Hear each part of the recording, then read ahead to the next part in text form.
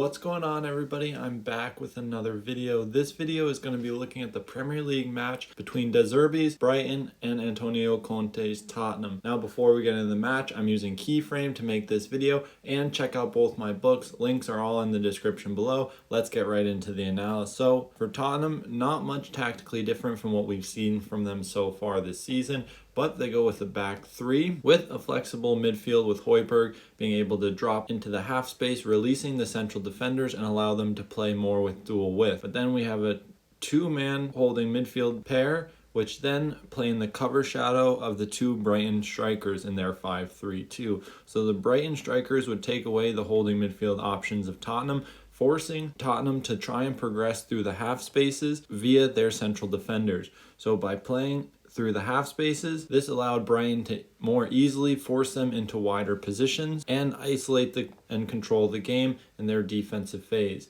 Now Brighton, they played in a man-oriented zone that saw combinations of man orientation and spatial orientation. So this is why we see a flexible midfield with one of them off of our screen tracking the run of one of the Tottenham attacking players and giving support to his back five, allowing them to always maintain a +1 superiority, as we'll see in their central defense position. Now again, we see from Tottenham their back three with their two holding midfielders, as we see Højbjerg playing on this left-hand side, easily dropping in between central defenders and playing with dual width on this left-hand side, creating an overload to then progress the ball. But now we see the two-man strike force of Kane and Son, followed up by a back five of Brighton, giving them a numerical advantage at the back with three central defenders, giving them a 3-against-2 against Tottenham's two most dangerous players. So with this control, allowed them to create some stability at the back,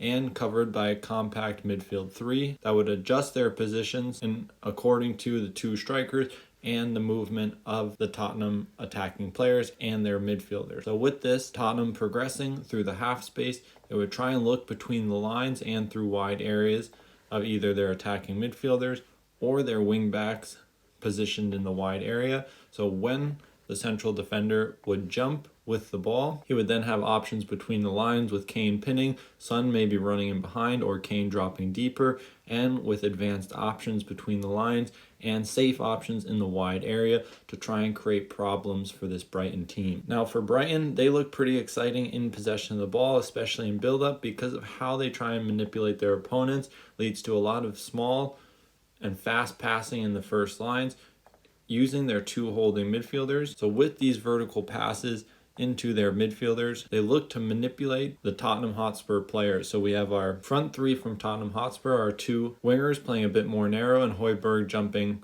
to then close down the double pivot of Brighton. So what we see from Brighton is these first line passes that narrow the positioning of these wingers, closing down the double pivot, still providing this first line pass, which will then create space for either the central defenders or, more importantly, the fullbacks or wingbacks of Brighton for them to more easily progress up the field. So by Brighton narrowing the front three and drawing out a holding midfielder, we have free players in wide areas and creating space between the lines for more advanced players to then access using diagonal passes. Now finally, the same concepts are applied in the midfield third, with Tottenham going with their 5-2-3, closing down the two holding midfielders and trying to create a very compact, narrow shape among these players.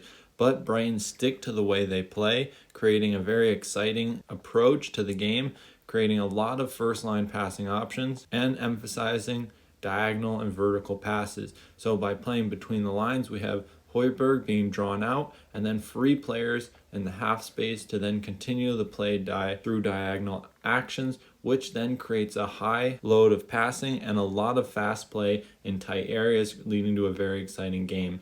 As we see, both half spaces are occupied by attacking midfielders, creating diagonal connections between not only the midfielders but also the first and second line of their build-up, creating options and strong passing connections between the Tottenham Hotspur players and creating a very fast direct play while maintaining easy actions and control within the game. So that's going to wrap up the video. Thanks for watching, and I'll see you in the next one.